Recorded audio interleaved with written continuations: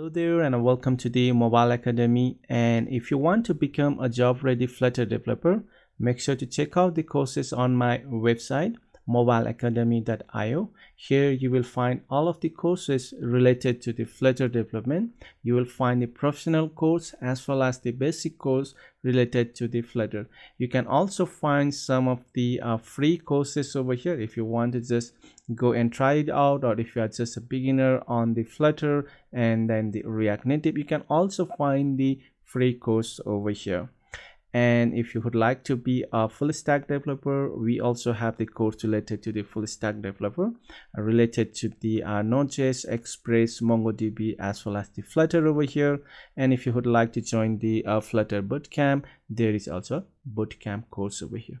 So make sure to go and check out the course over here. There are free and then the paid course. And if you want to be a job ready Flutter developer, this is the course that you want to take.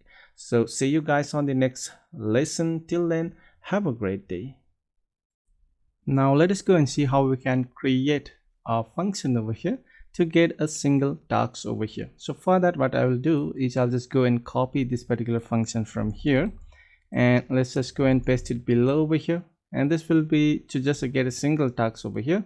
And what we need to do is we need to pass in the let's say type is of the string, and let's just say we want the ID to pass in over here. And now if we go back to our postman over here, so let me just open up the postman over here, and here you will see that we need to pass in this particular ID. So this is the API and then the tags, right? So let's just go and copy this endpoint from here, and this is what we are going to pass in over here, right? So let's just go and pass in over here, and we just need to pass in the dollar and then the ID over here. So that will just go and grab that particular ID, that whatever we are passing in over here. And now this will give us the response. So if you go and take a look onto the response over here, this is the response that we are getting. So let's just copy this one, and I'll just go back to the let's just go to the QuickType.io over here, and let's just go and paste that particular response over here. We need to generate that particular detail. So I'll just go and say this will be of the tags, right? And I guess we already have the tags response.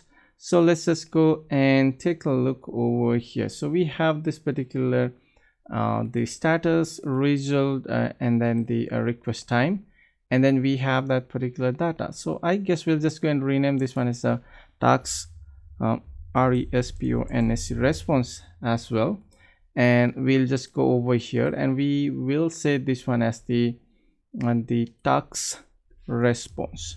So this will be of the TSKS tags response, because we have to get this is for the multiple the taxes, right? So we'll just go and rename this one, and let me just go and rename all of those that we require from here. So just go and paste it everywhere that we need to change, and that should be, I guess, fine. And let's just go and rename this file as well. So this will be of the tags response, and just click on OK. So that should be fine. And now we need to generate this particular file as well. So let's just go and run the Flutter command, flutter pub run, and then the build runner. We need to build, that's D. And let's just go and wait for this to complete. And it did not generate that particular file. It's because we haven't renamed this particular file over here. So tags response, right? So this will be of the tags, right? So let's just go and rebuild the build runner over here, and the file is generated. So we just need to rename this one as well over here, and then rename this one as well over here, and that should be fine. So now we require the tags, right? So this will be the tags response, and this is also the tags response.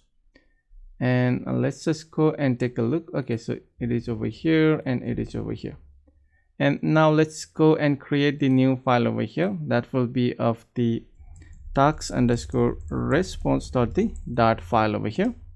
And now we can just go and copy that. So let's just go and copy this particular, I'll just uncheck the type only, and let's just go and say this is of the task response. Just copy this and we'll go back to our task response file, and let's just go and paste that one over here. And let's just try to arrange this one properly, and then we will go and generate this particular file. So let's go down over here, and that should be of this one, and let's just go and arrange this one as well. So let's just go and hide that. So let's just go and arrange this one as well.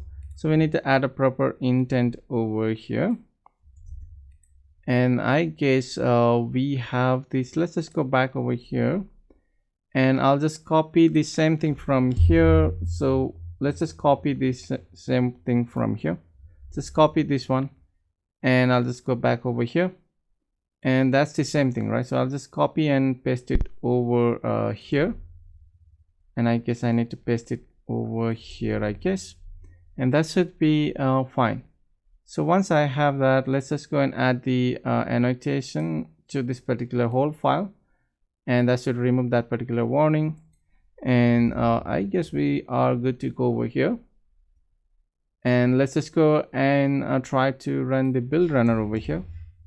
Let's just go and run the build runner from here, and it should generate that particular file for us, and we got some errors, so we don't have that. So I guess let's just say this is from the JSON, and this should be of the to JSON over here, and we are good to go. So let's just go to our task API, and this just require the task response over here, not the task response.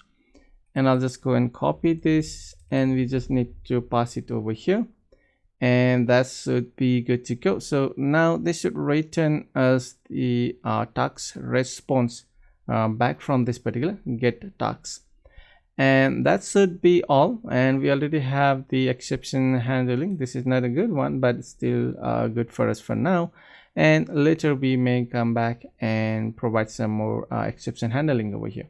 But for now, we have already created a DTO as well as to get a single task over here.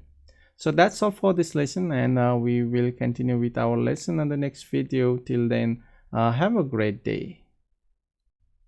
Now let us try to go and see how we can create a function to create our tasks. So if you go to the postman over here, what we need to do is we need to send this particular data right in the body, and then we'll get this particular response back from the API.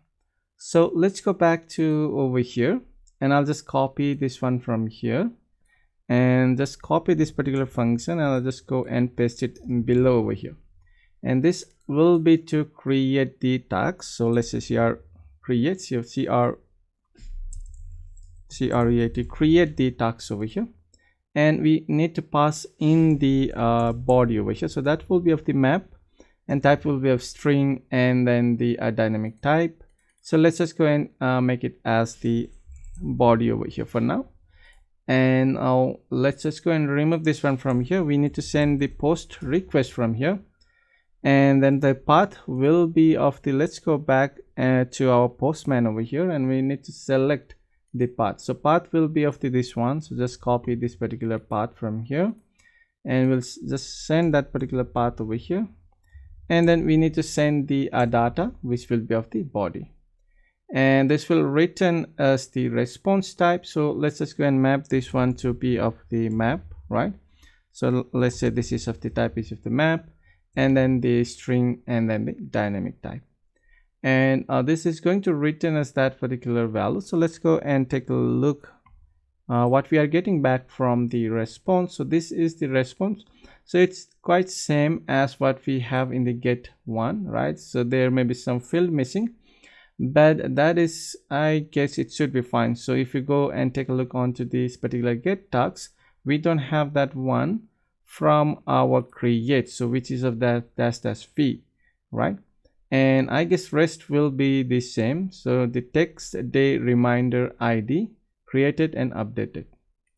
So text ID text day reminder created and updated. So we can make use of the same response that we currently have over here.